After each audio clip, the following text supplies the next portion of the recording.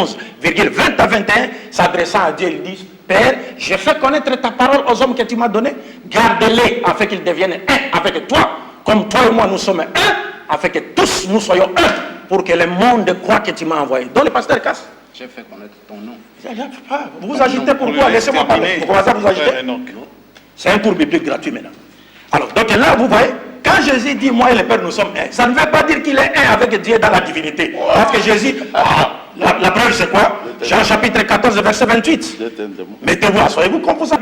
Ça ne veut pas dire que Jésus est devenu Dieu. Non, sinon, si ce terme devait conférer à Jésus les droits à la divinité, donc Jésus aurait aussi, donc Jésus était en train de demander à Dieu de faire également de ses disciples de Dieu comme lui. Parce qu'il dit, Père, j'ai fait connaître ta parole aux hommes que tu m'as donné. Ça, c'est le propre des prophètes de Dieu, de transmettre la parole. Jésus disait, personne ne peut venir à moi si le Père ne l'a voulu. Maintenant, si tu les gardes, c'est le propre de Dieu. Ils deviendront un avec toi, comme toi et moi nous sommes un, afin que tous, moi, toi et les apôtres, nous soyons un pour que le monde croit que tu m'as envoyé. Ça, c'est le pasteur Casse ne peut pas comprendre. Ils sont comme ça. Ça m'étonne, il n'a plus honte. C'est l'esprit de Mohammed. Allez-y, pasteur Casse. De terroriser les gens. Mais en fait, ça ne fait rien. Je réponds à leurs accusations. La parole faite chair qu'il a pensé corriger ici en parlant de la bombe, qui ne dispose même pas. C'est bien expliqué seulement dans Jean. La parole était Elohim. Et la parole a été faite chair. C'est-à-dire, Elohim était devenu un être humain. Fou. Moi, je crois à ça. Vous ne croyez pas? On pose la question. Vous avez traversé. On pose la question pour savoir si votre frère. Vous avez traversé le fleuve ici pour venir me faire croire à votre petite doctrine de l'enfer. On n'avait pas honte. On n'avait pas honte. Bon, restons dans les débats. Alors, ne parlez pas. Encore pour lui, 1 Corinthiens chapitre 8, le verset 5 à 6. Car s'il est vrai qu'il y a ce qu'on appelle des dieux, soit dans le ciel, soit sur la terre, comme en effet, il y a beaucoup de dieux et beaucoup de seigneurs. Mais pour nous, il n'y a qu'un seul Dieu, le Père, de qui viennent toutes choses, et nous sommes pour lui et un seul Seigneur, Jésus-Christ, par qui sont toutes choses et par qui nous sommes. Déjà ici, mon cher ami n'a pas pu nous faire la distinction sur les êtres qui sont appelés Dieu au ciel, tant sur la terre. Mais malgré qu'ils sont appelés Dieu, l'apôtre Paul est clair, bien que ces êtres soient appelés Dieu par rapport à leur nature, à leur mandat et à leur mission, mais néanmoins pour nous, il n'y a qu'un seul Dieu.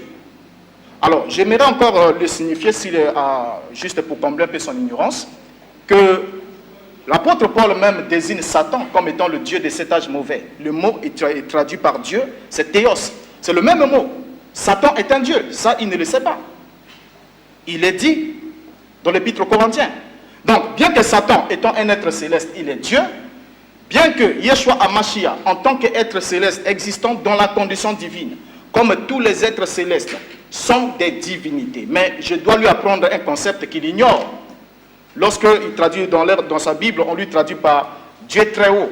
L'expression traduite par Dieu très haut, c'est l'hébreu, El Elyon, qui signifie Elohim suprême. Mais qui dit Elohim suprême signifie qu'il y a des Elohim subalternes. Parce qu'on ne peut pas être suprême. Voilà. El Elyon, c'est l'Elohim suprême. Et on ne peut pas y avoir un être suprême s'il n'y a pas des êtres subalternes du même ordre. Et voilà pourquoi quand il va lire dans le psaume 45 et dans l'épître aux Hébreux, il a annoncé ceci. Il a dit, puisque tu as aimé la justice et tu as haï l'iniquité, voilà pourquoi, oh Dieu, ton Dieu t'a oint d'une huile de joie au-dessus de tes égaux ou de tes collègues. Ça se trouve dans sa Bible. Donc nous avons un Dieu, comme il avait aimé la justice et haï l'iniquité, son Dieu l'a oint au-dessus de ses égaux. Et là, nous voyons encore dans le psaume, il est dit, Dieu siège dans l'assemblée des dieux, il juge parmi les dieux. Donc l'expression Dieu ne doit pas troubler les gens.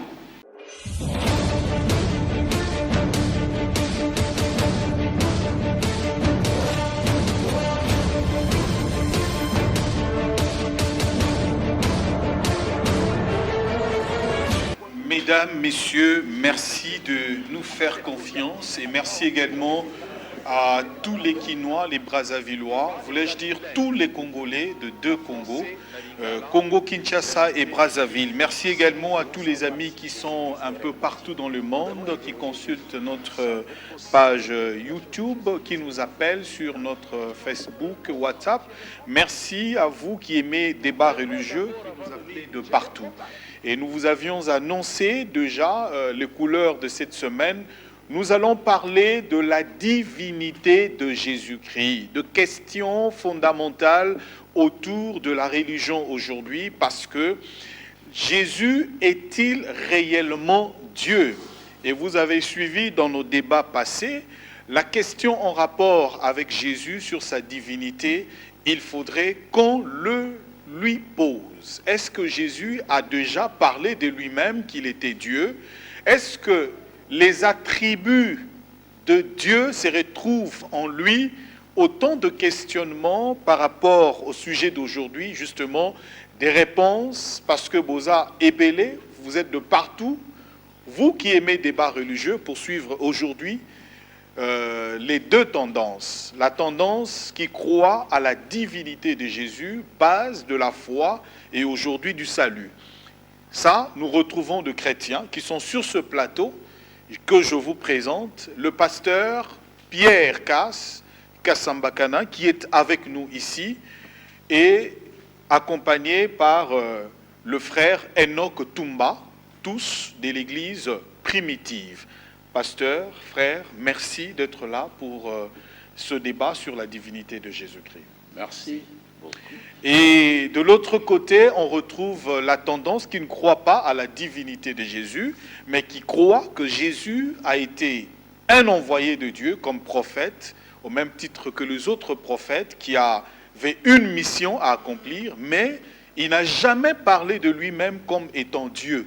On retrouve la tendance avec le Moualim Kassobia, dit Abdul Majid, qui est avec nous, et avec le pasteur Boris Renaud Mbota, qui est de la mission Parole de Vie. En anglais, c'est World Life Mission.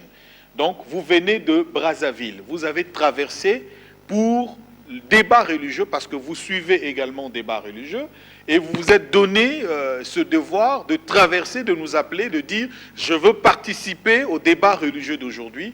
Vous êtes arrivé depuis hier, vous avez pris une chambre dans un hôtel, et vous êtes avec nous ce matin. En tout cas, Moualim, bienvenue. Pasteur docteur Mbota, Boris, bienvenue également. Merci. Merci beaucoup. Alors, deux questions autour de la divinité du Christ.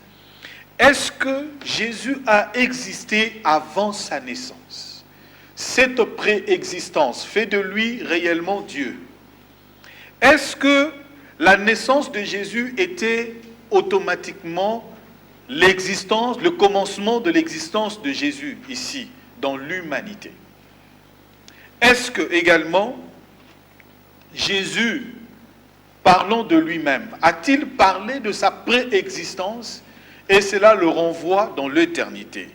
La question fondamentale que nous devons poser ici est celle-ci. Pour que nous arrivions justement à parler de la divinité de Jésus.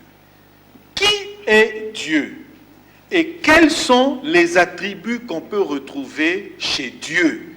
Et lorsqu'on aura répondu à cette question, eh bien, sur base de ces attributs, alors on pourra vérifier si Jésus remplit les critères de la divinité, de la déité. Alors, la question est posée d'abord au camp de Moualim et du pasteur Renaud Boris Mbota. Quels sont, selon vous ou selon les Écritures, les attributs qui appartiennent à Dieu? Vous avez 10 minutes. 5 minutes pour vous, 5 minutes pour Abdul Majid. Vous prenez la parole à 11h40, donc 11h50, la parole sera de l'autre camp. Merci, monsieur le journaliste. Je salue en premier lieu tous les téléspectateurs dans le nom du Seigneur. Et je crois que ce sujet est un sujet très capital.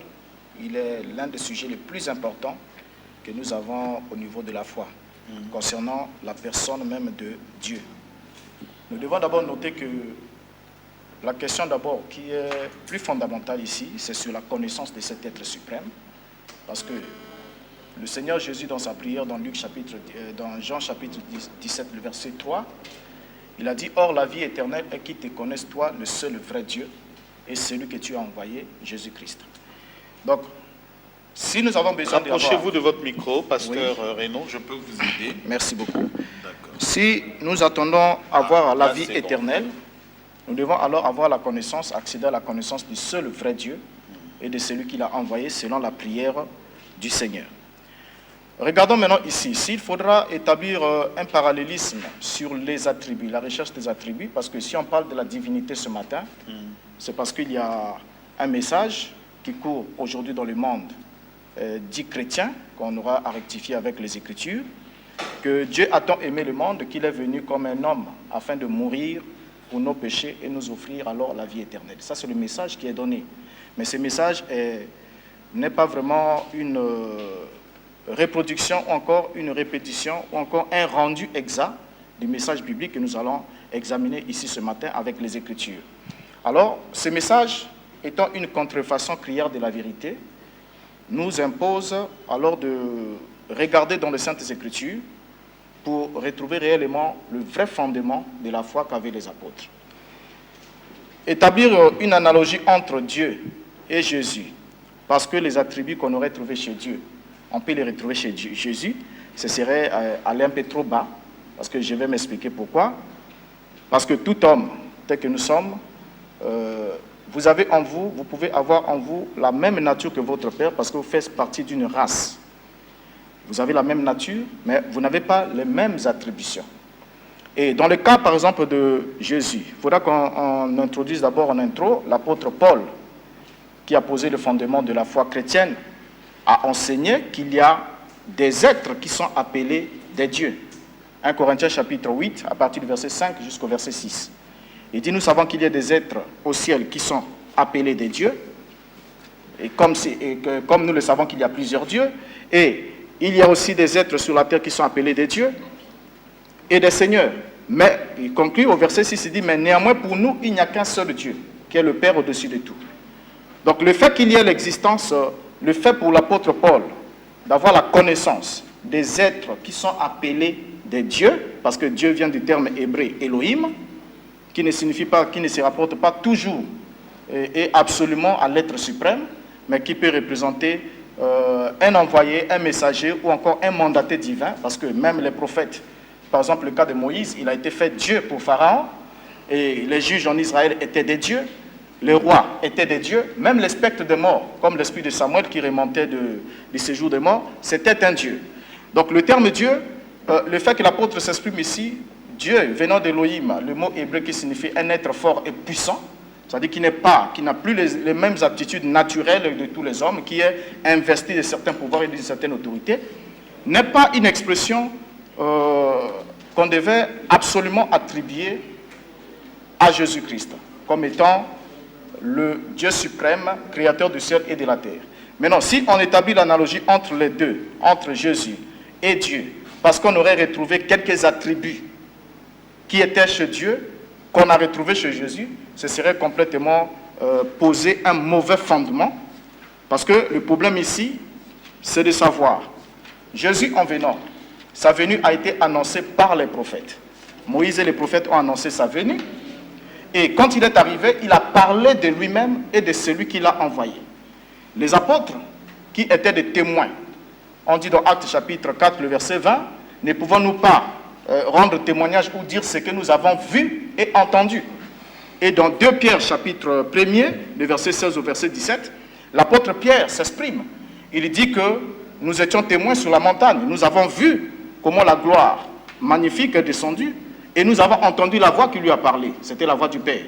Donc pour les apôtres, ils ont rendu témoignage de ce qu'ils ont vu et entendu. Et je peux dire ici en intro que aucun apôtre ou disciple du Seigneur, ni même lui-même de sa propre bouche, il n'y a pas eu de propos directs qui les lieraient à l'être suprême. Mais il a toujours témoigné, il a toujours parlé de celui qui était suprême comme étant son Père, et il s'est exprimé que celui-ci, ce dernier, était plus grand que lui, et il était envoyé pour faire sa volonté. Il vous Donc reste ici, 4 minutes. Hein, ok, dans l'ensemble. merci. Donc ici, le fondement de base que nous pourrons poser, c'est lequel? À savoir que les prophètes ont annoncé, parce qu'il faudra maintenant regarder, qu'est-ce que les prophètes ont dit du Messie qui devrait venir, et qu'est-ce que les disciples ont compris des enseignements messianiques, puisqu'ils ont marché avec le Seigneur. Qu'est-ce qu'ils ont compris? Et ce qu'ils ont compris, c'est ce qu'ils nous ont rendu. Alors, si les apôtres, Paul et les autres, ont eu à enseigner que Jésus-Christ était Dieu lui-même, ça ne poserait pas de problème. Mais s'ils ont enseigné autre chose, alors il faudra qu'on regarde qu'est-ce qu'ils ont eu à enseigner. D'accord. Merci, docteur Boris. Moualim, il vous reste 4 minutes. Merci beaucoup pour la parole. Bismillahirrahmanirrahim. Vous savez, pour ne pas aller par 4 chemins, vous avez mis en exergue ou en évidence une question qui est plus que capitale. Vous avez demandé, Jésus-Christ a-t-il parlé de lui en tant que Dieu? Je pense que c'est la question qui doit clore le débat. Parce que le meilleur point de départ pour connaître quelqu'un consiste à l'interroger pour savoir ce qu'il dit de lui-même.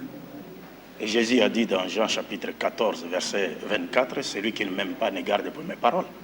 Donc si nous aimons réellement Jésus, nous devons garder ses paroles dans le sens de l'enseigner que ce que lui a enseigné. Et non se référer à d'autres paroles qui n'ont pas été dites par Jésus-Christ pour chercher à lui conférer, sur base de ces paroles-là, chercher à lui conférer injustement un droit à la divinité. En ce qui concerne la personne de Dieu, le Coran est plus que clair. À l'époque du prophète Mohammed, la paix de Dieu soit sur lui, les juifs, les chrétiens et même les polythéistes sont venus le voir à tour de rôle et lui ont posé la question sur les dieux qu'il adorait. Et les prophètes répondant à leurs questions, Dieu lui a révélé la sourate 112 du Saint-Coran qu'on appelle sourate al-Ikhlas, la sourate de la pureté. Et cette sourate, on l'appelle également sourate al-Ma'arifa, c'est-à-dire Ma'arifatullah, c'est-à-dire la connaissance de Dieu. Donc parlant de Dieu, parce que Dieu lui-même s'est défini dans cette sourate, donc la 112e, il dit au prophète, il lui demande de dire à ceux qui ont posé des questions sur lui, « Qul, ô Muhammad, dis-le, Allahu Ahad ». Lui c'est Allah, l'unique. Il n'y a pas de dualité chez lui, il n'y a pas de trinité chez lui, et son unicité ne ressemble à aucune autre unicité. Il est unique. Ça c'est le schéma chez les juifs. C'est pourquoi il y a même une vidéo que j'ai apportée avec moi où vous allez voir que les rabbins juifs, c'est-à-dire le judaïsme, tous les rabbins disent le seul peuple qui adore le véritable Dieu sur cette terre, ce sont les musulmans et les juifs. C'est les rabbins qui le disent. La vidéo est là. Alors il dit, Qul huwa Allahu ahad, dit Dieu est unique, Allah est unique. Allahu Samad. Le mot Samad, c'est un terme polysémique. En arabe, As-Samad veut dire le Seigneur dont le pouvoir ne tombe pas. Ça veut dire également l'immortel qui ne meurt pas. Et ça veut dire également celui vers qui nous devons aller tous avec nos problèmes, parce que nous avons tous besoin de lui, mais lui n'a besoin de personne. Ça, c'est le terme As-Samad en arabe. Et ça a été cité une seule fois dans le Saint-Coran, et c'est dans cette sourate, pour parler de Dieu. Le troisième verset, le verset dit, il n'a pas engendré et n'a pas été engendré non plus. C'est-à-dire Dieu s'est défini comme celui qui n'a pas engendré et n'a pas été engendré. Parce que si Dieu a été engendré, ça voudrait dire que celui qui l'a engendré existait avant lui. Et si Dieu a engendré, a donné naissance ou à un enfant, littéralement parlant, ça veut dire que Dieu est devenu comme ses créatures. Parce que nous avons besoin d'avoir des enfants pour perpétuer non seulement notre souvenir, mais aussi pour perpétuer la race humaine sur cette terre. Mais Dieu, lui, n'a pas besoin d'avoir des enfants. D'ailleurs, Dieu a créé les anges, ils ne sont ni des hommes, ni des femmes, ils ne se marient pas, on ne les donne pas à mariage, et ils n'ont pas besoin d'avoir des enfants. Et pourquoi voulez-vous que celui qui a créé les anges dans cet état-là, avec cette caractéristique-là, puisse avoir besoin d'avoir un enfant, au sens littéral du terme? Non. Et le dernier verset qui dit « Walam yakullahu kufuwan ahad », c'est-à-dire nul n'est semblable à Dieu, nul n'est égal à Dieu. Tout ce que vous pouvez imaginer dans votre tête, tout ce que vous pouvez concevoir dans votre tête n'a rien à voir avec Dieu. C'est pourquoi Moïse, dans Deutéronome chapitre 4, à partir du verset 15, a dit aux enfants d'Israël que votre cœur, que votre âme ne vous trouble point. Car le jour où Dieu vous a parlé du milieu du feu, vous n'avez vu aucune figure représentant un homme ou une femme, ou un animal, ou un poisson. Non, non, non. Dieu n'est pas comme ça. Parce que c'est Dieu qui donne forme à toutes choses. Dieu donne forme à toutes choses. Mais lui, il est le tout autre. C'est-à-dire, cette sourate du Saint-Coran présente Dieu comme étant le tout autre. Donc, tout celui qui est sorti d'une femme ne peut pas être Dieu. Tout celui qui a donné naissance ne peut pas être Dieu. Tout celui qui meurt ne peut pas être Dieu, parce que le créateur de la mort ne peut pas se faire massacrer par Merci Abdul Majid, merci. Voilà, à la question principale qui a été posée sur les attributs des dieux, la nature même des dieux, vous avez suivi la réponse de la partie qui n'accepte pas la divinité de Jésus. Abdul Majid dit, Dieu ne peut pas être mortel, ne peut pas mourir, il doit être immortel, il ne peut pas être engendré. Vous avez suivi, et même les juifs témoignent, les rabbins juifs témoignent que le seul qui adore le vrai Dieu, ce sont les juifs et le musulman. Alors, pour le pasteur Boris, Dieu doit être un être fort et puissant, il doit être un être suprême, créateur du ciel et de la terre, dans le seul mot, Elohim, Dieu créateur. Alors, pour cela, Jésus ne peut pas être Dieu. Mais il faudrait aussi voir très bien, pasteur, que dans les épîtres, il existe plusieurs dieux. Paul a fait allusion. Et on pouvait même appeler de rois comme des dieux, des spectres comme des dieux également, parce que c'était comme des images de gens qui venaient, comme des êtres qui venaient d'un autre monde. Alors, la question est renvoyée du côté de chrétiens. Pasteur, êtes-vous d'accord, selon les Écritures qu'ils ont données, que Jésus n'est pas Dieu? Il ne remplit pas le critère. Vous pouvez être sûr qu'on a affaire ici à des vrais démons qui attaquent la supériorité du Créateur manifestée dans la chair, tué par leurs ancêtres, et il a prouvé qu'il est le Tout-Puissant en revenant à la vie, et il est monté au ciel. Ils peuvent tout dire, ils ne sauront pas changer le plan de Dieu. Ce sont de véritables antichrists. On ne peut pas discuter avec de tels esprits. Nous allons prendre notre temps pour simplement lire clairement la parole de Dieu. La parole ne peut pas être chez les musulmans. Non. Mahomet lui-même, quand il a commencé son mouvement, il voulait ramener les idolâtres à adorer comme les Yehoudim. Et il était surpris, il était très très impressionné par le mode de vie des Juifs qui gardaient la Bible. Donc, nous allons donner seulement les simples Écritures. Mais vous devez savoir que ces gens, on ne les appelle pas des croyants. Ça, ce sont des contradicteurs, fils du diable. Comment est-ce qu'on peut venir dire que Jésus n'est pas Dieu alors que chaque écriture dans la Bible ne dit que Yeshua HaMashiach, c'est lui le Dieu véritable et la vie éternelle. Je vais d'abord donner 1 Jean 5, verset 20. Ils ont parlé des disciples. 1 Jean 5, verset 20. C'est un disciple qui est Yeshua, aimé plus que les autres.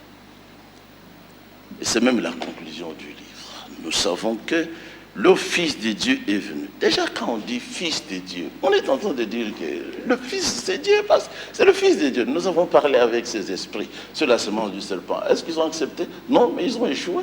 Le serpent a sa semence. Et Dieu a sa semence. C'est Jésus qui est ici. Il est Dieu. En disant Fils de Dieu. Mais on atteste qu'il est Dieu. Le Fils de l'homme, il est non. Le Fils de Dieu est venu. Et qu'il nous a donné l'intelligence. On ne donne pas d'intelligence aux incrédules ni aux gens de l'islam. Non. Pour connaître le véritable, ça c'est la question de Jean 17, verset 3. La vie éternelle, c'est que tu te connaisses toi, le seul vrai Dieu, et celui que tu as envoyé, Yeshua HaMashiach. C'est lui qui a connu ça, il a la vie éternelle. Savoir que Dieu est un. Même nos ancêtres le savaient avant nous le christianisme. Mais il faut connaître aussi son Fils, c'est ça la vie éternelle. Pour connaître le véritable. Et nous sommes dans le véritable. En son Fils, Yeshua HaMashiach. C'est lui qui est le Dieu véritable. Et la vie éternelle. C'est Yeshua HaMashiach qui est le Dieu véritable et la vie éternelle. L'apôtre dit, petits enfants, nous, gardez-vous des idoles. Yeshua lui-même dans Apocalypse, qui signifie révélation. L'apôtre Jean, le même apôtre, le voit. Le verset 6. Quel chapitre premier? Chapitre 1er, s'il vous plaît. Le verset 7. Voici, il vient avec les nuées et tout œil le verra, même ceux qui l'ont percé, il vient. Et toutes les tribus de la terre se lamenteront à cause de lui, comme maintenant, oui et amen. Maintenant lui-même il parle. Je suis l'alpha, un aleph, et l'oméga, ha-tav, la croix. Dit le Seigneur Dieu, Elohim, c'est lui qui est, que Jean voyait, parce que Jean le voyait, quand il écrivait ici, qui était avec eux dans la chair, qui était aussi avec tous les anciens prophètes. Yeshua était avec Abraham. Dans Jean 8, il dit, votre père Abraham a tressailli de joie de ce qu'il verrait mon jour. Il l'a vu, il s'est réjoui. Vous voulez me tuer, comme les deux ici. Vous voulez me tuer, pourquoi? Vous dites qu'Abraham c'est votre père. Mais le fils promis là à Abraham, c'est Yeshua, le Mashiach, c'est le sauveur. Et qui vient. Donc celui qui vient, si lui il dit qu'il est chrétien, lui il a fui Brazzaville, frère qu'il a ce mois, il y a des pointes noires, la frappe. Il fouille, il vient ici. Maintenant je le reconnais.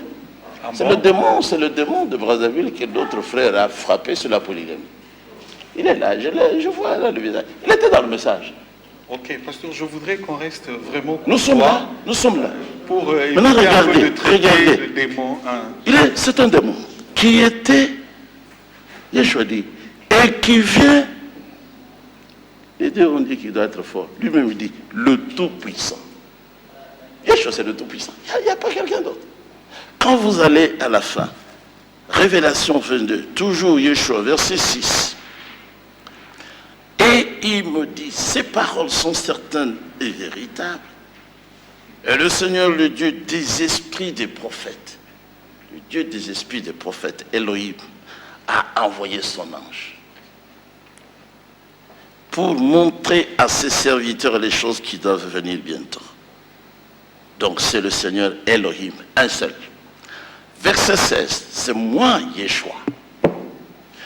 J'ai envoyé mon ange. 4 minutes. J'ai envoyé mon ange pour attester ces choses dans les églises. C'est dans les églises, la vraie église.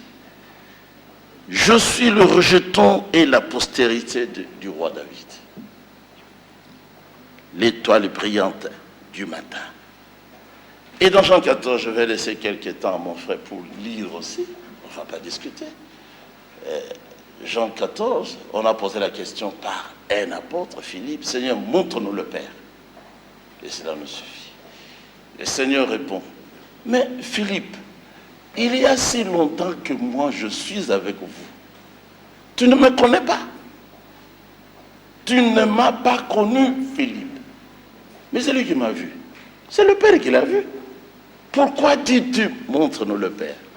Voilà les quelques écritures qui sont données pour honorer la divinité suprême du Créateur, Yeshua HaMashiach, le sauveur de l'humanité. Voilà, donc le pasteur a répondu à quelques préoccupations. Je marque parce que j'ai la police du débat, mais il y a une préoccupation qui reste deux. Immortel, parce qu'il se pose la question, bien entendu, pourquoi Jésus est mort alors que Dieu doit être immortel? Et pourquoi Jésus a été engendré alors qu'un Dieu ne peut pas être engendré? Le temps, ça sera peut-être dans le deuxième tour de la réponse. Là, vous avez répondu, ramassé pratiquement toutes les préoccupations en lisant les Saintes Écritures. Alors, on donne la parole au frère Enoch ou on revient à vous? Non, frère Enoch, allez-y. Au frère Enoch. Oui. Il vous reste 3 minutes. Je suis très content de pouvoir magnifier la divinité du Seigneur Yeshua HaMashiach. Si nous prenons Ésaïe, chapitre 35, les gens du livre ont écrit, ils ont dit ceci. Fortifiez les mains défaillantes, affermissez les genoux chancelants. À ceux qui sont troublés, dites, prenez courage, n'ayez aucune crainte. Votre Dieu va venir pour la rétribution et pour régler ses comptes. Il viendra lui-même et vous sauvera. Ce jour-là s'ouvriront les oreilles des sourds, les yeux des aveugles, et les boiteux bondira comme un cerf, et les muets criera de joie, car les eaux jailliront dans le désert, et dans la steppe, les torrents couleront. Et nous pouvons continuer. Le Seigneur, là il est parlé de Dieu qui devait venir lui-même, et c'est lui qui devait venir pour sauver. Maintenant le Seigneur Yeshua est sur la terre. Parce que dans Jean 1, il nous est bien... C'est clair, il ne devait même pas y avoir débat. Au commencement était la parole était avec Dieu, la parole était Dieu. Et c'est cette parole-là qui était Dieu qui est devenu un homme. Et là, habité parmi nous. Verset 14. Les gens ne l'ont pas reconnu. C'est ainsi que nous venons maintenant dans Matthieu. 1 minute. Dans Matthieu chapitre 11, Jean-Baptiste fait dire à ses disciples, allez poser la question à Jésus, puisqu'il s'est fait beaucoup de miracles par lui. Il lui pose la question, es-tu celui qui devait venir ou bien nous devons en attendre un autre? Jésus leur dit, asseyez-vous, voyez ce qui se fait. Les aveugles voient, les boiteux marchent. Il a expliqué que c'est lui, même lorsqu'il a parlé aux pharisiens de son temps, lorsqu'ils ont commencé à vouloir le persécuter, qu'est-ce qu'il a dit? Votre père, si vous avez Abraham pour père, vous ferez les œuvres d'Abraham. Votre père a tressailli de joie de ce qu'il verrait mon jour. Il l'a vu, il s'est réjoui. Mais vous voulez accomplir les œuvres de votre père, le diable. Et c'est ce qui se fait jusqu'au jour. Merci, frère Enoch. Vous avez dépassé d'1 minute, donc vous avez 11 minutes. Abdul Majid, 1 Jean 5, 20. Jésus dit, vous êtes dans le véritable. Merci beaucoup. Je crois que... Apocalypse 1, 6, Ésaïe 35, Jean chapitre 1er. Vous avez suivi ce que le pasteur a dit. Non, apparemment, ils n'ont pas fait de commentaires, mais ils ont seulement lu les Écritures. Comment vous réagissez par rapport à ce texte de la parole de Dieu? Je suis très ravi de me retrouver encore une fois ici, d'être, disons, dans ce débat. Alors, pour ne pas aller de gauche à droite, comme mon cher ami ici, comme je le reconnais, est très taquin, voilà, un peu par-ci, par-là, on ne reviendra pas, on aura toujours toutes les marges, toutes les occasions de s'exprimer comme il se doit. En prenant la parole ici, j'ai posé un problème fondamental sur ce que croyaient les apôtres. J'ai d'abord montré ce que croyait l'apôtre Paul. Et mon cher ami n'a même pas lu ce verset, je ne sais pas s'il en a connaissance, peut-être que c'est ce matin qu'il découvre que ce verset existait. Je l'ai relis encore pour lui, 1 Corinthiens chapitre 8, le verset 5 à 6. Car s'il est vrai qu'il y a ce qu'on appelle des dieux, soit dans le ciel, soit sur la terre, comme en effet, il y a beaucoup de dieux et beaucoup de seigneurs. Mais pour nous, il n'y a qu'un seul Dieu, le Père, de qui viennent toutes choses, et nous sommes pour lui, et un seul Seigneur, Jésus-Christ, par qui sont toutes choses, et par qui nous sommes. Déjà ici, mon cher ami n'a pas pu nous faire la distinction sur les êtres qui sont appelés Dieu au ciel, tant sur la terre. Mais malgré qu'ils sont appelés Dieu, l'apôtre Paul est clair, bien que ces êtres soient appelés Dieu, par rapport à leur nature, à leur mandat et à leur mission, mais néanmoins, pour nous, il n'y a qu'un seul Dieu. Alors, j'aimerais encore le signifier, juste pour combler un peu son ignorance, que l'apôtre Paul même désigne Satan comme étant le Dieu de cet âge mauvais. Le mot est traduit par Dieu, c'est théos. C'est le même mot. Satan est un Dieu, ça il ne le sait pas. Il est dit dans l'épître aux Corinthiens. Donc, bien que Satan étant un être céleste, il est Dieu, bien que Yeshua HaMashiach, en tant qu'être céleste existant dans la condition divine, comme tous les êtres célestes, sont des divinités. Mais je dois lui apprendre un concept qu'il ignore. Lorsqu'il traduit dans sa Bible, on lui traduit par Dieu très haut. L'expression traduite par Dieu très haut, c'est l'hébreu, El Elyon, qui signifie Elohim suprême. Mais qui dit Elohim suprême signifie qu'il y a des Elohim subalternes. Parce qu'on ne peut pas être suprême. Voilà. Un Elion, c'est l'Élohim suprême. Et on ne peut pas y avoir un être suprême s'il n'y a pas des êtres subalternes du même ordre. Et voilà pourquoi quand il va lire dans le psaume 45 et dans l'épître aux Hébreux, il a annoncé ceci. Il a dit, puisque tu as aimé la justice et tu as haï l'iniquité, voilà pourquoi, oh Dieu, ton Dieu t'a oint d'une huile de joie au-dessus de tes égaux ou de tes collègues. Ça se trouve dans sa Bible. Donc nous avons un Dieu, comme il avait aimé la justice et haï l'iniquité, son Dieu l'a oint au-dessus de ses égaux. Et là, nous voyons encore dans le psaume, il est dit, Dieu siège dans l'assemblée des dieux, il juge parmi les dieux. Donc l'expression Dieu ne doit pas troubler les gens. Maintenant, le fait que Satan soit désigné comme étant, soit appelé Dieu dans la Bible, ne fait pas de lui le Dieu créateur du ciel et de la terre. Et le fait que les anges soient désignés de Dieu ne faisait pas d'eux de Dieu créateur du ciel et de la terre. Mais il y a un Élion qui est le maître du ciel et de la terre. Et Yeshua dans sa prière dit, je te loue Père, Seigneur du ciel et de la terre. Et dans Jean 3, Jean 17, 3, il a dit, la vie éternelle est qu'ils te connaissent toi, le seul vrai Dieu. Et descendons un peu dans certains éléments qu'ils ont éparpillés. Voilà. Qu'ils ont éparpillés en bagaille. C'est vraiment 1 Jean 5, 25, 1 Jean 5, 20, c'est l'un des passages, je peux dire passage béquille, sur lequel s'appuie, parce qu'ils aiment ce passage-là, associé à Jean 1, que notre ami a donné ici. On va leur donner des petites leçons d'instruction là-dessus pour qu'ils comprennent ce mot. Mais dans ce passage de 1 Jean 5, 20, il est dit, nous savons que le Fils de Dieu est venu et il nous a donné de l'intelligence pour connaître le véritable. Et nous sommes dans le véritable en son Fils, Jésus-Christ, point. C'est lui le Dieu véritable et la vie éternelle. Maintenant, le problème se pose à quel niveau? Où est-ce que les gens ne comprennent pas? Nous voyons ici que l'épithète véritable est cité 3 fois dans ce verset. 2 fois, les mêmes épithètes véritables fait allusion au Père. Nous savons que le Fils de Dieu est venu, nous a donné l'intelligence pour que nous connaissions le véritable. Et nous sommes dans le véritable en son Fils. Son, prenons adjectif possessif. Nous sommes dans le véritable en son Fils, Jésus-Christ. Point. C'est lui. Et c'est le pronom grec, outos. Et lui ici n'est pas défini, n'est pas mis pour le sujet cité en second rang. Mais pourquoi est-ce qu'ils attribuent lui à Jésus-Christ, alors que le verset ne le dit pas? Et l'épithète véritable qui est cité 3 fois dans le verset, les 2 premières fois se rapportent directement au Père, et la 3e fois il veut nous dire que cela se rattache au Fils. Ça ne répond pas. Et là-dessus, on peut donner, s'il faut donner un cours, une leçon de grammaire là-dessus pour qu'ils comprennent que le pronom outos qui est cité dans ce verset ne se rapporte pas au sujet cité en second lieu, parce qu'il y a 2 sujets qui sont mentionnés dans ce verset. Le mot véritable ou l'épithète véritable se rattache les 2 premières fois au Père, Dieu, et il est évident que la 3e fois, le même épithète doit se rattacher à celui sur lequel il s'est rattaché pour les 2 premières fois. Donc ce verset-là n'est pas suffisant pour dire que voilà, les apôtres enseignaient que Jésus était le seul vrai Dieu. Sinon, ce serait faire de Jésus un menteur quand il dit « Oh, la vie éternelle est qu'ils te connaissent, pas qu'ils me connaissent, moi le seul vrai Dieu. » Non. Mais pourquoi est-ce qu'on n'est pas assez courageux pour dire, répéter rien que le texte?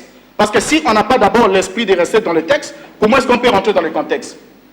Déjà, quand on n'est pas sur les textes, on ne peut pas rentrer dans le contexte. Donc on nous emmène ailleurs, on va se balader comme si on est dans une cour, je ne sais pas, au fait, une école maternelle. Pasteur Renaud, oui? Je crois que Abdul Majid, vous serez tous d'accord avec moi, parce que nous sommes dans un passage qui constitue comme un soubassement pour l'autre camp. Évidemment, c'est un passage qui fait une démonstration.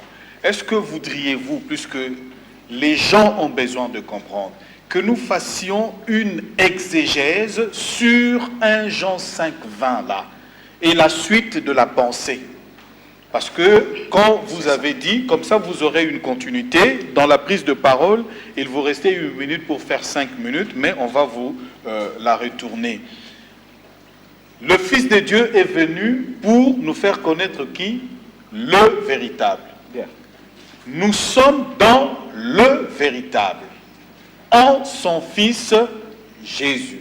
C'est lui le véritable. Est-ce que d'une manière claire, parce que c'est également en français, on peut nous faire comprendre ça? C'est lui, il y a point, c'est lui le véritable. Ok. Allez-y, pasteur Renaud.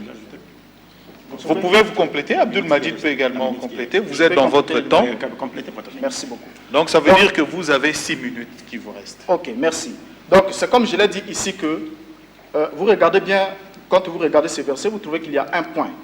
Et ensuite, les versets commencent avec le pronom démonstratif grec outos.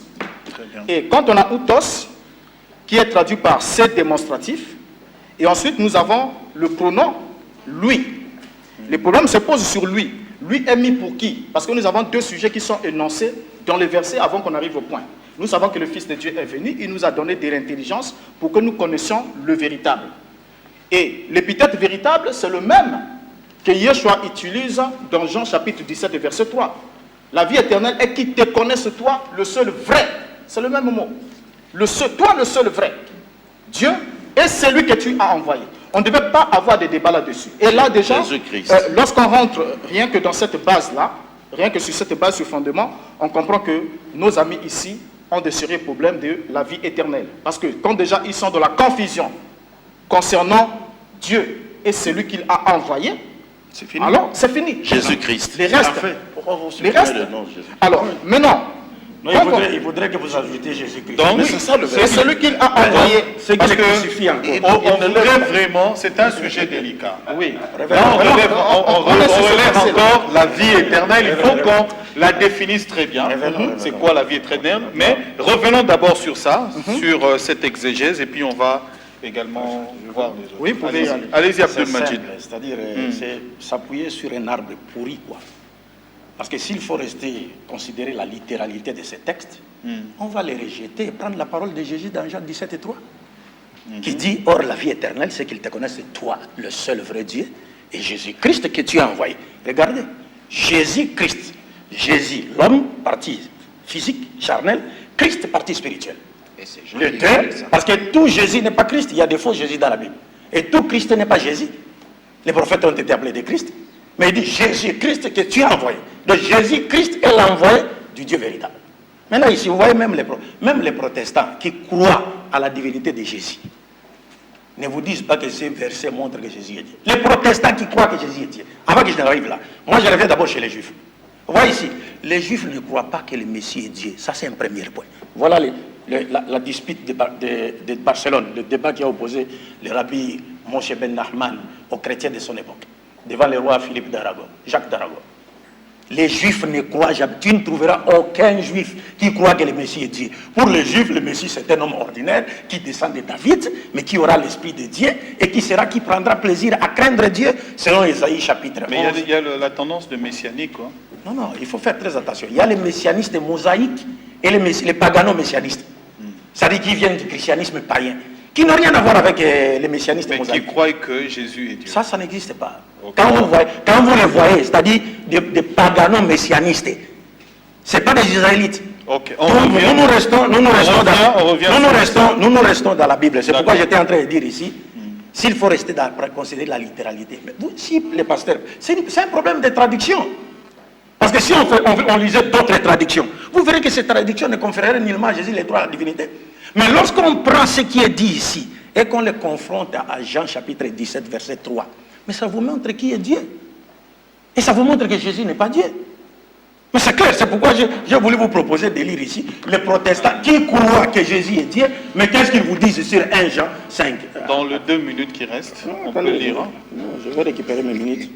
Je vais récupérer mes minutes parce que je vais balayer d'abord les autres versets qui ont été donnés ici et qui n'ont rien à voir avec la divinité de Jésus. Donc dans le 3e tour. Non, le deuxième tour. Le deuxième tour. Prenez le 3, troisième. Numéro 3, lisez ça rapidement.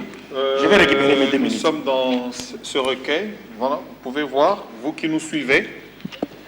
Il est dit, dans la note qui précède, nous avons 2 fois appliqué à Dieu, le Père, l'épithète le véritable. Et pour maintenir l'harmonie de la pensée de Jean, nous inclinons à rattacher au même sujet la 3e déclaration, c'est lui, Dieu, qui est le Dieu véritable, etc.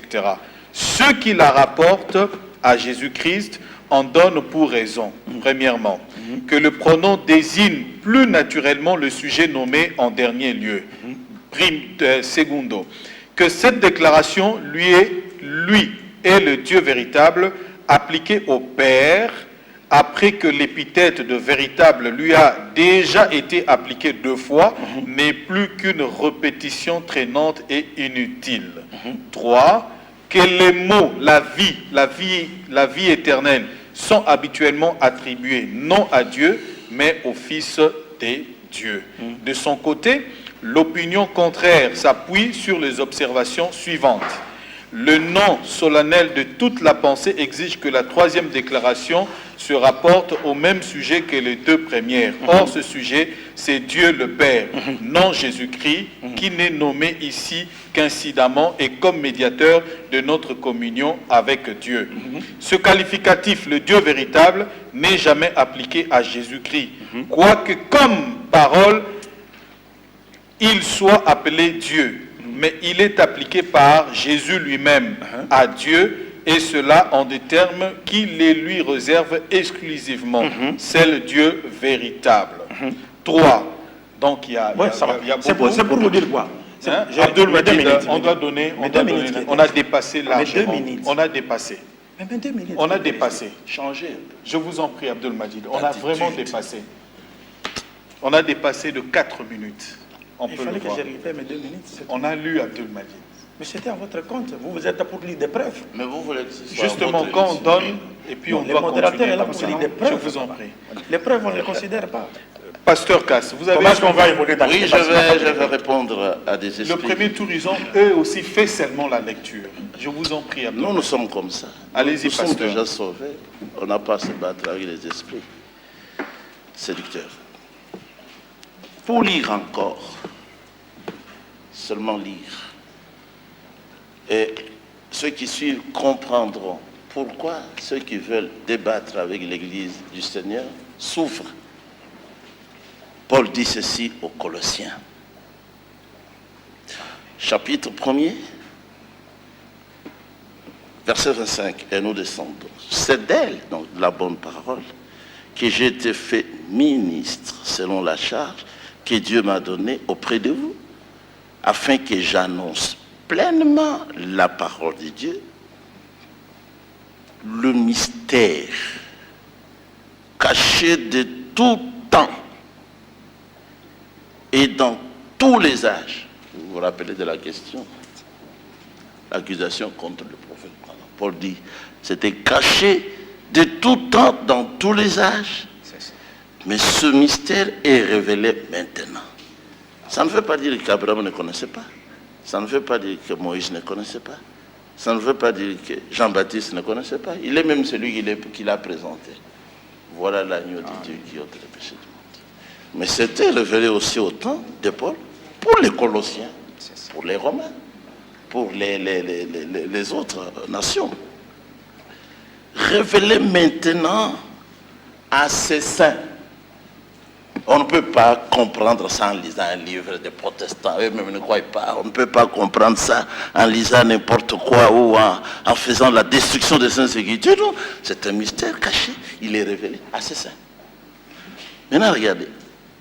Dieu a voulu faire connaître la glorieuse richesse de ce mystère. C'est un mystère. Parmi les païens, nous sommes les païens. Savoir Christ. C'est ça le mystère. Christ ici, cet homme qu'on a vu, comme il l'a dit, homme ordinaire. Mais c'est quel homme qui fait des choses de façon merveilleuse? Il marche sur les eaux. Il touche les yeux des aveugles, il voit. Il parle aux morts, il ressuscite. Il multiplie les pains, il multiplie les poissons, il guérit les malades. Qui est-il? Alors la réponse, c'est lui le Dieu véritable et la vie éternelle. Maintenant, je continue ma simple lecture. C'est à quoi je travaille. C'est à cela que nous travaillons aussi. En combattant avec la force de Christ, qui agit puissamment en moi. C'est Christ même qui donne la force de Saint-Esprit. C'est lui. Comme les apôtres l'ont dit. Maintenant, il est dit encore, je veux plus loin, verset 2. Afin qu'ils aient le cœur rempli de consolation, qu'ils soient unis dans l'amour et enrichi d'une pleine intelligence pour connaître le mystère de Dieu. Dieu est un mystère. Savoir Christ. C'est là qu'il y a la connaissance. Ce n'est pas pour rien qu'il a dit, pour que vous ayez la vie éternelle, vous devez connaître le seul, le véritable Dieu, et celui que ce Dieu a envoyé, Jésus-Christ. C'est lié. Je vous dis, Dieu est. Dieu est. Ça c'est vrai. Les démons aussi le croient. Et ils tremblent. Mais quand vous arrivez à la manifestation de ce Dieu-là sur la terre, vous injuriez la parole. Vous n'êtes pas sauvé. Vous ne pouvez pas avoir ni le pardon, ni quoi. Parce que dans Acte 20, il est dit, le pardon des péchés, nous l'avons obtenu par le sang de Dieu. Donc Dieu avait eu le sang. Comment? En naissant. C'est là que la cellule de vie avait été créée dans la matrice de Myriam. Quand les musulmans disent, Dieu ne peut pas naître. Mais c'est vrai, l'esprit ne peut pas naître. Mais ce qui était né, c'était le corps de Dieu. Dieu avait été habité là-dedans. Mystère dans lequel sont cachés tous les trésors de la sagesse et de la connaissance. Chapitre 1er, versets 15 à 17. Le Fils est l'image du Dieu invisible. Donc Dieu, le Dieu invisible que vous aimez là, il s'est manifesté, il s'est reflété en Yeshua. C'est lui l'image. Il est l'image du Dieu invisible.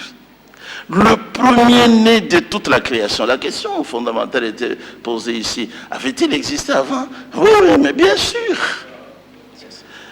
Le premier-né de toute la création, car en lui ont été créées toutes les choses qui sont dans les cieux et sur la terre, les visibles et les invisibles, trône, dignité, domination, autorité, tout a été créé par lui, le Fils, et pour lui. Il est avant toute chose, et toute chose subsiste en lui. Il est même la tête du corps de l'Église, et il est le commencement, le premier-né. Je voulais encore dans Tite, pour poser la question. 5 minutes. C'est lui qui se dit chrétien. Quel est le chrétien de la Bible ici depuis Pierre? A déjà prêché comme toi, a déjà pris position comme toi, ouvertement à la télévision contre Jésus-Christ. Aucun. Regardez, dans le livre de Paul à Timothée,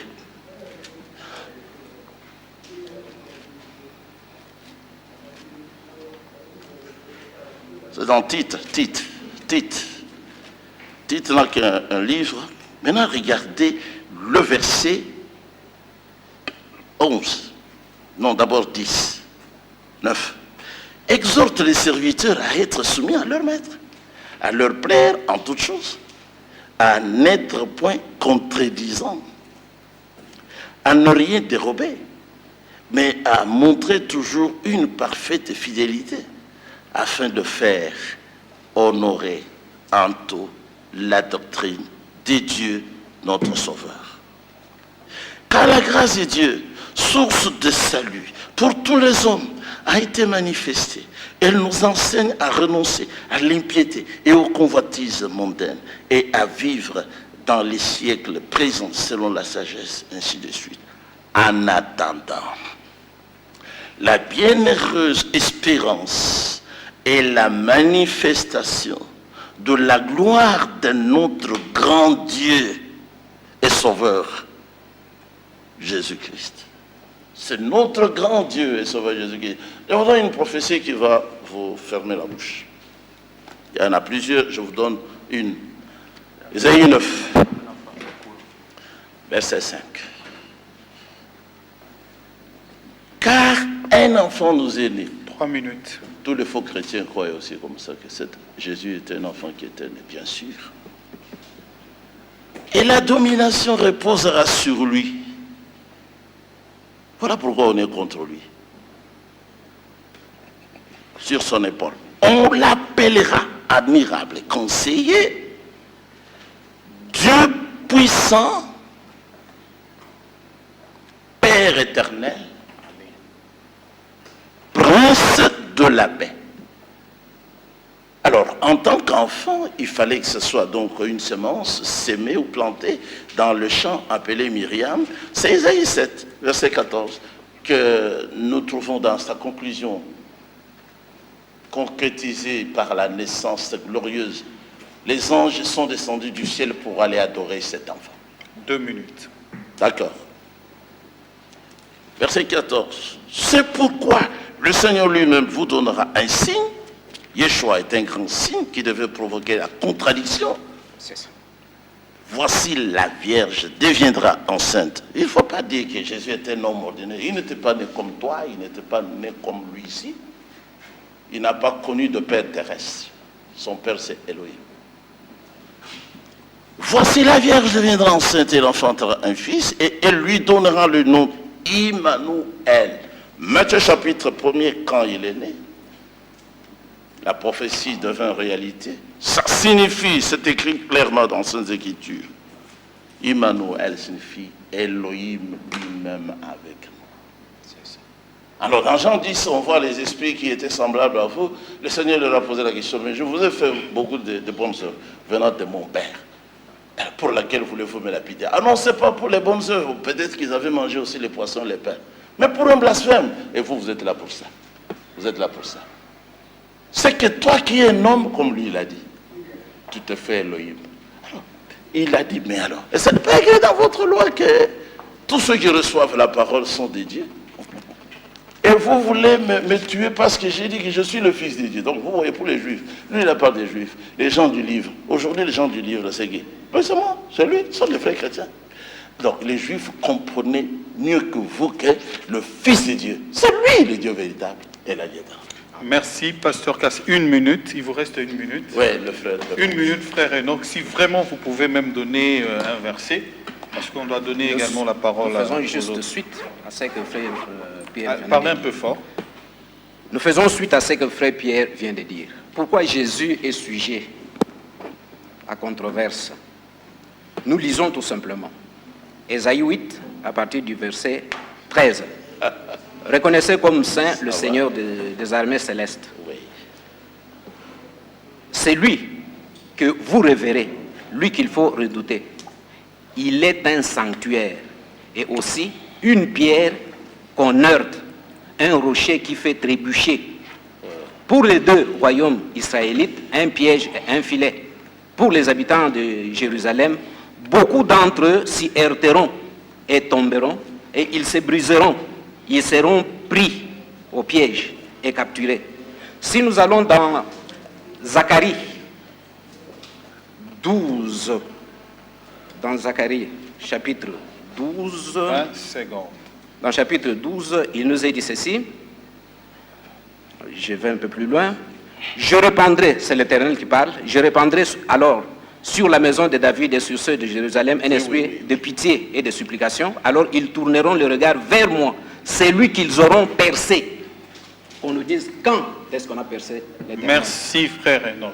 Abdul Majid, Ouais. pasteur Eno, automatiquement vous, vous réagissez. ouais, hein, et puis vous pouvez quand on a continuer. percé, c'est cela le problème Ok. des païens, c'est-à-dire qu'ils ne maîtrisent pas la parole de Dieu.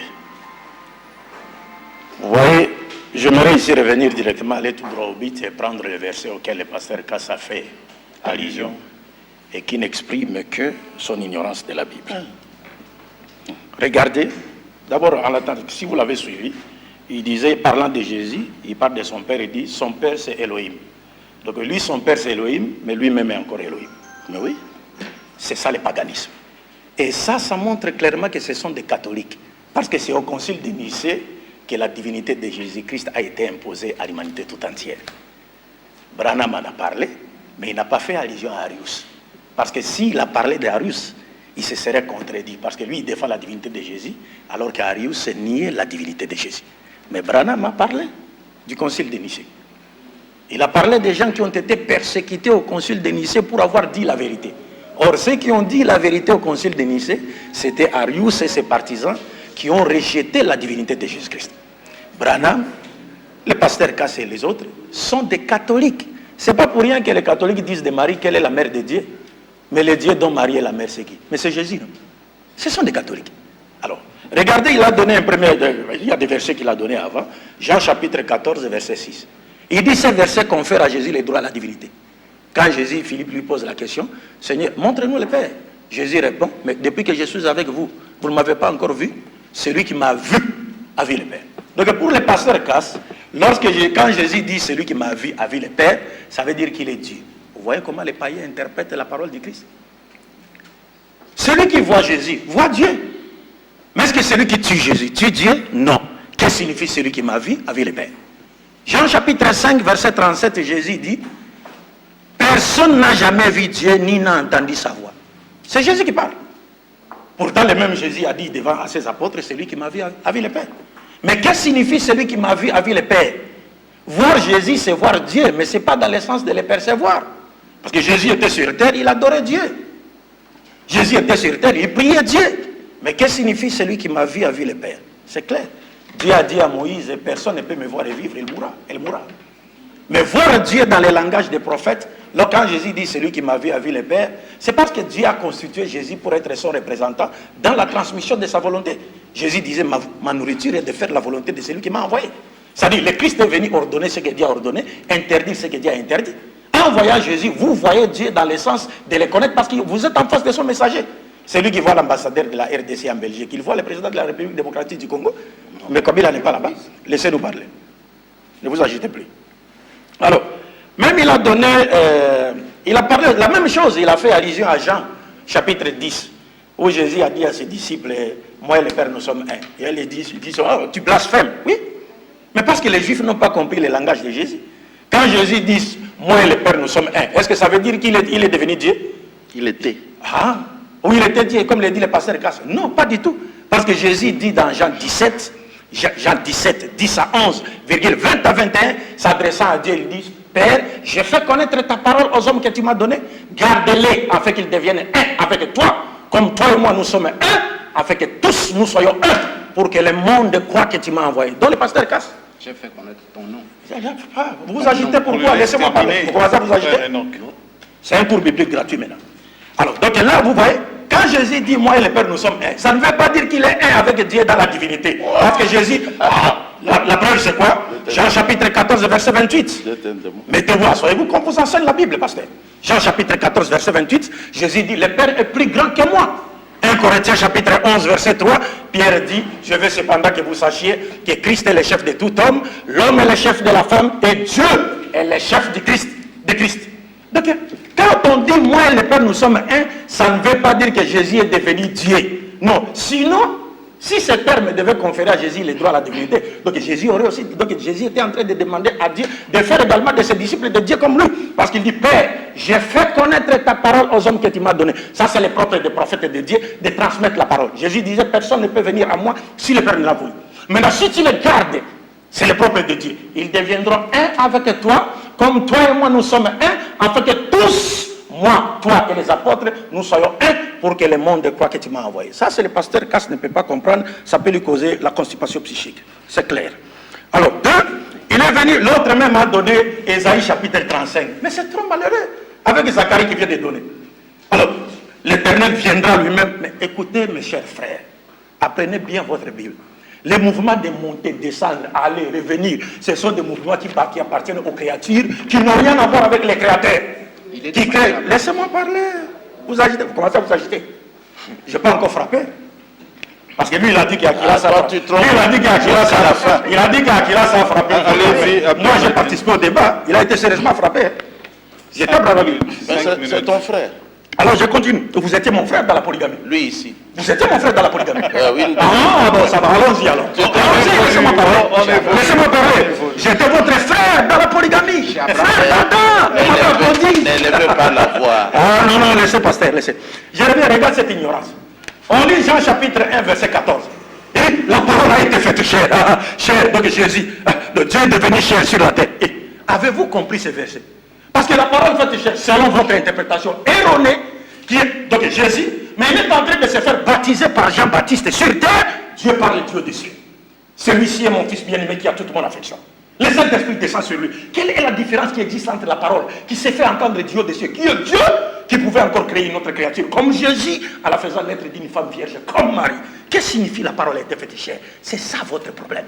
Prenez ce cours gratuit, pasteur. Alors, quand on dit la parole a été faite chair, ça ne veut pas dire non. D'abord, ça signifie quoi? Ça va. Quand on dit la parole a été faite chair, la réponse est donnée dans Hébreux chapitre 10, versets 5 à 7. On dit, c'est pourquoi le Christ entrant dans le monde a dit, tu n'as voulu ni sacrifice, ni holocauste, ni offrande, mais tu m'as formé un corps. Qui lui a formé un corps? Dieu. Par quoi forma-t-il le corps de Jésus? Par la parole. L'ange Gabriel va dire à Marie, elle deviendra enceinte. Par la parole de Dieu qui ne retourne jamais stérile, Jésus a été façonné dans l'utérus maternel de sa mère, sans l'intervention du gamète mâle. C'est pourquoi il termine le verset en disant, c'est pourquoi je dis, je viens pour faire, oh Dieu, ta volonté. Il était là pour faire la volonté de Dieu. C'est pourquoi Luc chapitre 6, verset 12 nous dit, en ces temps-là, Jésus monta sur la montagne pour prier. Et il passa toute la nuit dans la prière à Dieu. Mais vous passez toute la nuit sur cabine dans la prière Jésus. Qui priait-il? Je termine avec les derniers versets. Jean chapitre 9, verset 17. 4 minutes. Jésus guérit un aveugle de naissance. On demande à cet aveugle, que dis-tu de celui qui t'a rendu la vue? L'aveugle répond, c'est un prophète. Mais regardez vous qui êtes voyants là. Si on vous demande qui est Jésus, vous allez dire il est Dieu. Maintenant entre vous et cet aveugle biblique qui est véritablement aveugle. Mais c'est vous. Vous êtes des païens. Après, non, calmez-vous, pasteur. Non, je suis calme, mais tu as trompé. Voilà. Laissez-moi parler. On le laisse. Vous êtes chasser le parole. Retenez-la. Oui, l'aveugle. C'était Jean 9. Ok. Voilà, très bien. Allez-y, Abdul Majid. Bon, je laisse au pasteur. Je voulais lancer une bombe. Mais Lancez, allez-y. non, parce que ça fait des minutes. Il reste 3 musulmans, ils trompent. Je pense que c'est faux. Je donne la bombe. Regardez maintenant. Regardez, nous sommes en face des païens romains, des catholiques. Luc chapitre 7, verset 16. Jésus-Christ ressuscite un mort. Les Juifs qui ne croient pas à la divinité du Messie, jusqu'à aujourd'hui, ils croient au Messie, mais ils ne croient pas qu'il est Dieu. Voyant les miracles que Jésus a accomplis en ressuscitant un mort, les Juifs ont dit, Dieu a visité son peuple, car un grand prophète a apparu parmi nous. Donc Dieu visite le peuple par un prophète, par la voix des prophètes. Écoutez maintenant les païens. Actes des Apôtres, chapitre 14, verset 8 à 14. Paul et Barnabas guérissent un impotent de naissance.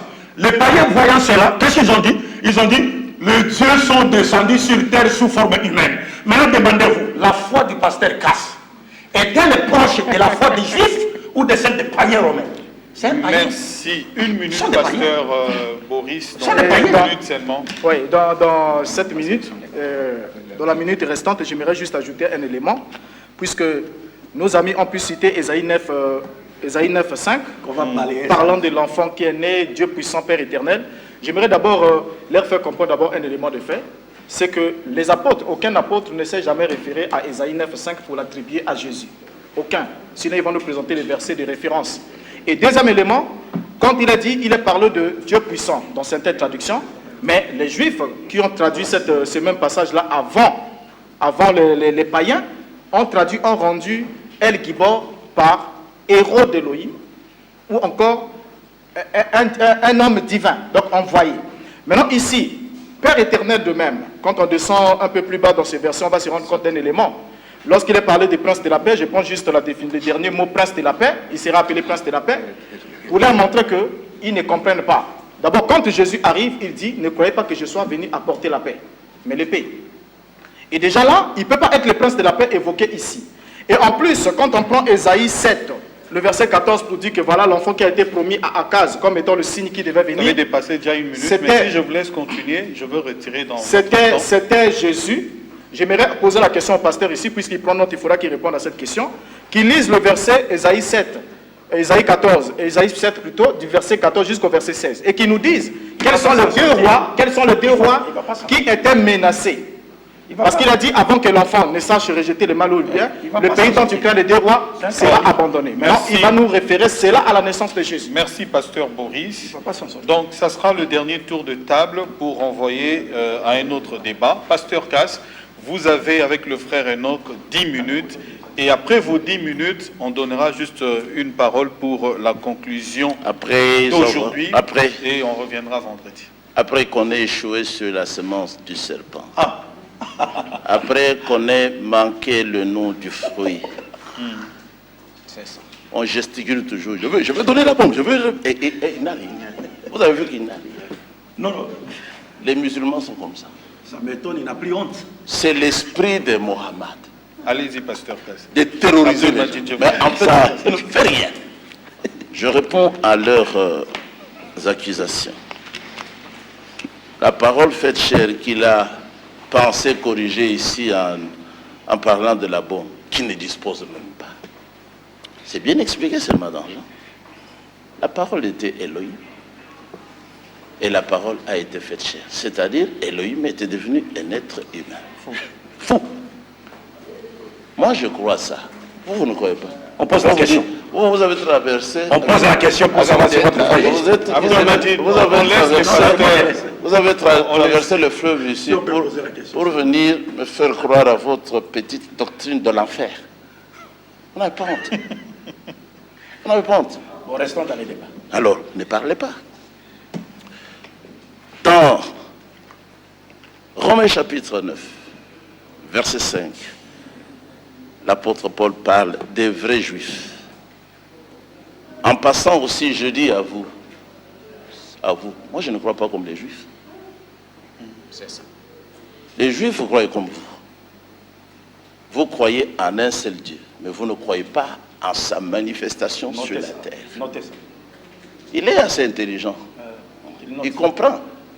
Je ne crois pas comme les juifs incrédules qui ont tué le Seigneur. Qui ont tué Le Seigneur. Dieu. Vous. Ils ont tué Dieu. Et ils l'ont tué dans la chair. Mais je vous dis que Dieu a été tué dans la chair. C'est ça. C'est ça même l'évangile. La bonne nouvelle, ce n'est pas de faire pousser la barbe. Ce n'est pas ça la bonne nouvelle. Jésus avait la parole. La bonne nouvelle, c'est de croire que Dieu a donné son propre sang. L'apôtre Paul le dit. Tu ris pourquoi? C'est dans Acte 20. Maintenant, je continue encore. Vous dites, vous ne croyez pas comme les Juifs, mais ça, c'est une bonne idée. Les Juifs ont été aveuglés par leur père Elohim pour qu'ils ne le voient pas manifesté dans la chair. C'est l'un des mystères qui ont été révélés au prophète Branham. L'apôtre Paul avait déjà parlé en son temps, dans Romains 11. Ne devenez pas orgueilleux, vous, les païens, parce que les Juifs ne croient pas. Romains 11. Une partie d'Israël, donc des Juifs, est tombée dans l'endurcissement pour que la totalité des païens élus entrent dans la foi. Ce n'est pas tous les païens. Même chez les païens, il y a l'élection aussi.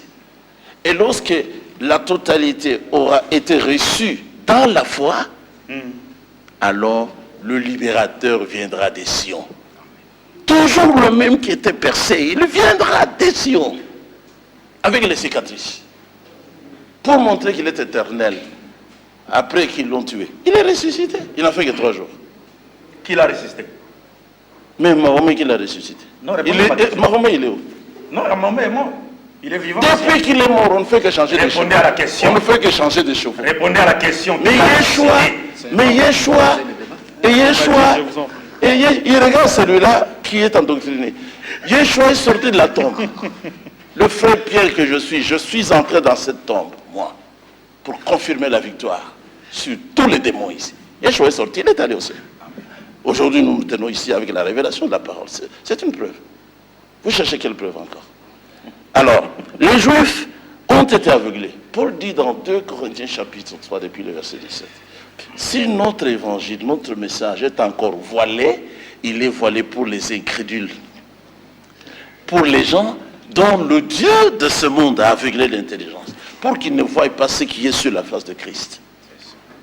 Aussi, vous avez dit le Père est plus grand. Mais tout à fait vrai. Le Père est plus grand, c'est l'Esprit. L'Esprit est plus grand que le corps. Dans Jean 6, il a parlé avec vos ancêtres. Il a dit, vous êtes scandalisés, pourquoi? La chair ne sert de rien. C'est l'Esprit qui vivifie. Donc le Père était plus grand, c'est vrai, parce que l'esprit est illimité, mais la chair de Yeshua, on ne voit pas que vos ancêtres l'ont poursuivi, l'ont arrêté, l'ont frappé, on a arraché la barbe, on l'a mis à mort. Ça c'est la chair. Mais il est ressuscité pour ne plus mourir. Donc ça, ce sont des petites idées. Lui, il a parlé d'être le prince de la paix. On termine dans 4 minutes vous moquez pour pas. un autre programme. Ne vous moquez vraiment pas du prince de la paix. Il n'était pas venu pour apporter la paix. Il était venu pour annoncer le combat. Est-ce qu'ici, on ne combat pas? Nous combattons. Mais voilà, quand il aura tout fini, il reviendra pour régner dans le millénium en tant que prince de paix, le véritable polygame, le roi Shlomo. Merci, pasteur. Merci, Abdul Majid. Merci. Alors, il y a 2 questions sur lesquelles on n'a pas encore répondu, mais les débats est équilibré.